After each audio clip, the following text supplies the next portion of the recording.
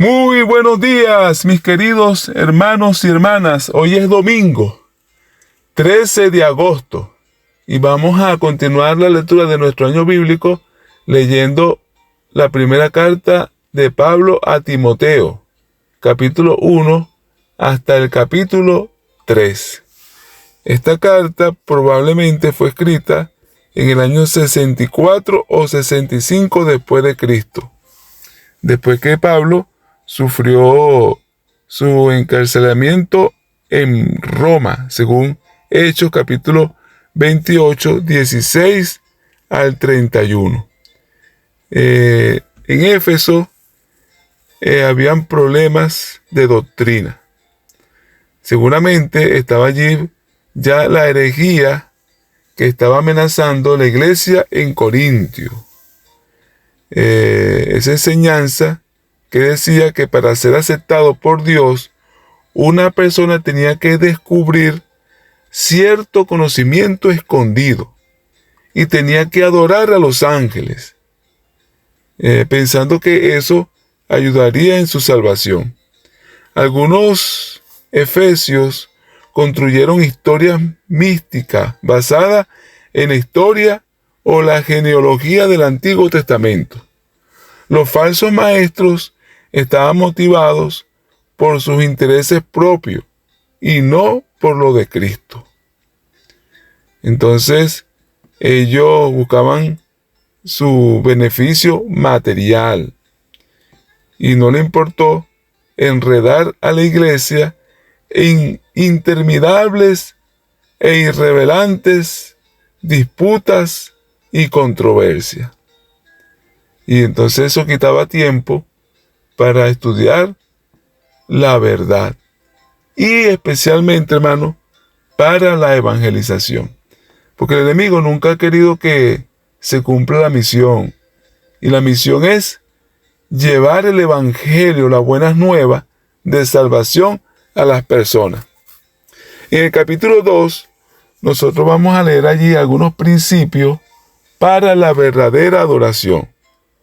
Él dice: exhorto ante todo a que hagan rogativas, oraciones, peticiones y acciones de gracias por todos los hombres. Entonces la rogativa es simplemente pedir por algo. Las oraciones nunca deben ser solo pedir, pero se debe pedir con una fuerte confianza en la palabra de Dios. Las oraciones es una palabra que abarca bastante. Se refiere a todo tipo de comunicación con el Señor. Peticiones se refiere a las peticiones que hacemos por otros. Al orar debe haber un tiempo donde las necesidades de otras personas encuentren un lugar en nuestra oración ante el trono de la gracia. Acción de gracia son una parte esencial de nuestro caminar con Dios. Aquellos que carecen de un sentido elemental de gratitud en su vida, carecen de una virtud cristiana elemental. Y Pablo nos exhorta a orar por todos los hombres. La mayoría de los cristianos nos resulta fácil orar por nuestra familia, amigos y seres amados. Pero allí no debería terminar la oración. Debemos orar por nuestros enemigos, por aquellos por los que tenemos conflicto. Debemos orar por aquellos que nos molestan y por aquellos que parecen estar en nuestra contra. Cada una de estas personas cae en la categoría de orar por todos los hombres, incluso orar por los líderes de la nación, por los líderes políticos, ¿verdad? Aunque la gran mayoría de ellos son personas corruptas. Aún así, debemos orar para que el Señor tenga misericordia de ellos y ellos encuentren el camino de la salvación, para que dejen la corrupción y para que se arrepientan antes que sea demasiado tarde. Yo sé que para algunas personas, especialmente que han sufrido algún tipo de persecución o algún tipo de problema, ¿verdad? Relacionado al trabajo que estas personas hacen, es difícil, hermano, pero esa es la idea, orar por nuestros enemigos, orar por esas personas que aparentemente no se van a salvar. Pero nosotros tenemos que tener misericordia. Recuerden lo que dice el Señor Jesús en Mateo capítulo 5. Bienaventurados los misericordiosos, porque ellos alcanzarán misericordia. Tal vez esas personas no merecen la salvación, pero así también como ellos, nosotros tampoco la merecemos. ¿Ve? Pero el Señor tiene misericordia por todos, y nosotros debemos orar por esas personas.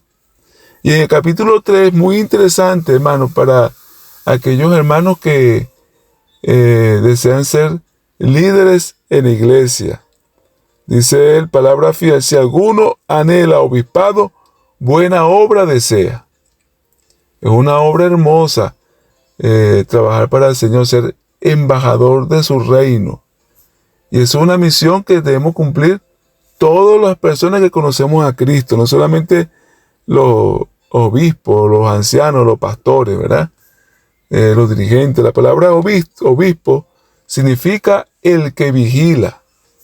Y hoy se pudiera aplicar a los pastores de las iglesias. Pero realmente debemos vigilar todos, ¿verdad? Todos somos de alguna manera pastores, porque todos tenemos algún círculo de influencia. Especialmente los padres son los pastores de sus hijos.